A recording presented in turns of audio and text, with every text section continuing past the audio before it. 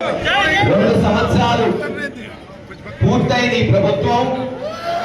తాడేపల్లి దగ్గర నుంచి గురజాల గల్లీ వరకు ఒకటే మాట, బాబు షూరిటీ ఎనపల, బాబు షూరిటీ, బాబు షూరిటీ.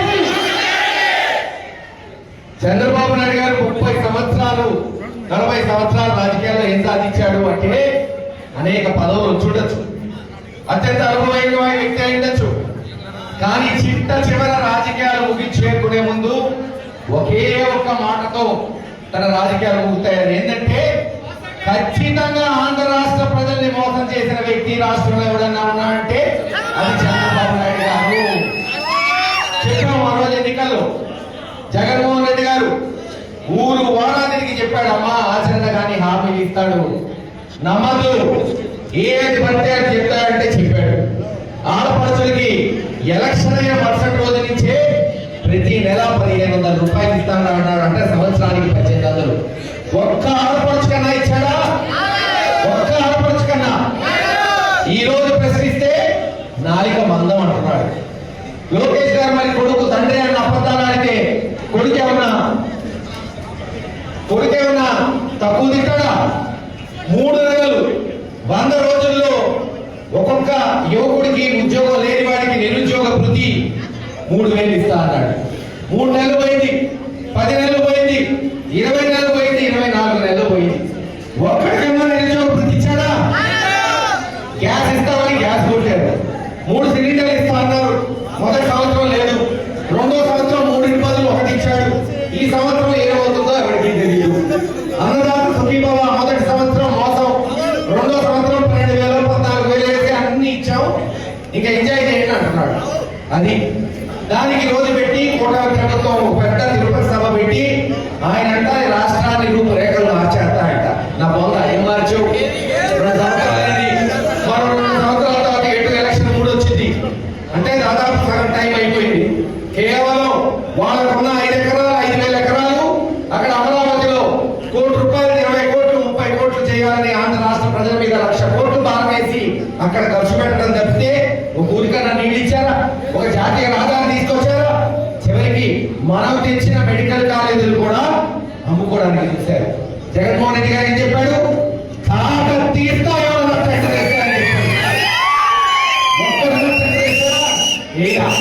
అది జగన్మోహన్ రెడ్డి దమ్ము. చివరి కేంద్ర ప్రభుత్వానికి అర్జీ పెడితే పిడుగురాల కాలేజీ కూడా ప్రైవేటైజ్ చేయడానికి వీలేదని కేంద్ర ప్రభుత్వం చెప్తే గతి లేక ఎరపతినేని శ్రీనివాసరావు పోయి ఒప్పందం చేస్తున్నాడు. అది మన దమ్ము, మన పార్టీ యొక్క కనీసం తన జీవితంలో గురజాల నియోజకవర్గంలో 17 సంవత్సరాలు ఎమ్మెల్యే ఉన్న ఎరపతినేని శ్రీనివాసరావు గారు ఒక 6 పడకల హాస్పిటల్ కట్టలేదు. ఆయన అంటే మనకు అభివృద్ధి గురించి చూసాం. చరిత్ర కలిగిన గురజాల దాచేపల్లి పట్టణాలు చేసాం, బ్రహ్మాండంగా జాతీయ రహదారి పూర్తి చేశాం.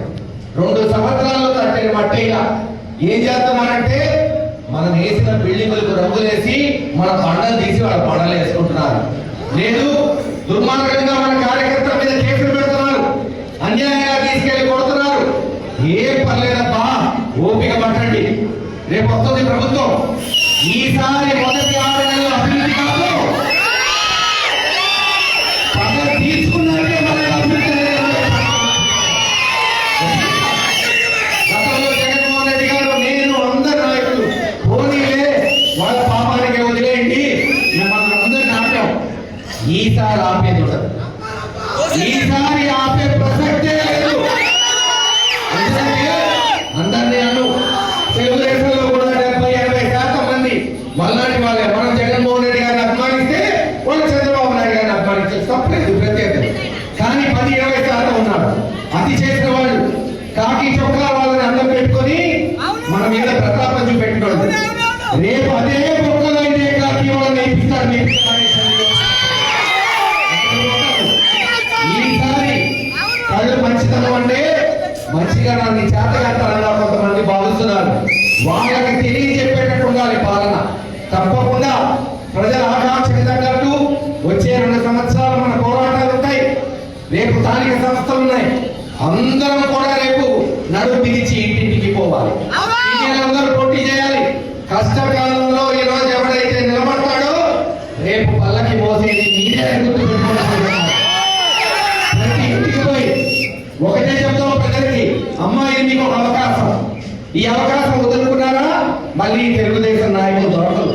3 సంవత్సరాల తర్వాత ఓడిపోయి హైదరాబాద్, బెంగళూరు, చెన్నై పారిపోతారు. నిలయండి. ఆడవాళ్ళకు ఒకటే గుర్తు చేయండి, నీకు ఇస్తారన్న 1500 నెలకి గత 2 సంవత్సరాలు 36,000తో సహా ఇస్తాడా ఇవ్వడా తెలుగుదేశం నాయకుడు చెప్పాలి. మీ బిడ్డకి నిరుద్యోగ భృతి ఇస్తా అన్న 3,000 గత 2 సంవత్సరాల నుంచి ఇస్తా అన్న 72,000 ఇస్తాడా ఇవ్వడా చొక్కా పట్టుకోవడం అని ఆడపడుతులకు చెప్తే తప్పకుండా తెలుగుదేశం వాళ్ళని నిలదీస్తారు. వాళ్ళ హక్కుల కొరకు ప్రజలు పోరాటం చేస్తారు. ఏది ఏమైనా ఈ రోజు మనం ఏ గ్రామం పైన ఒక నినాదం వస్తుంది. 2 సంవత్సరాలు ఎంత ప్రశ్న పట్టిన ప్రభుత్వాన్ని నేను చూడాల. ఒకటే ఒక మాట ప్రతి చోట, మళ్ళీ జగన్ రావాలి,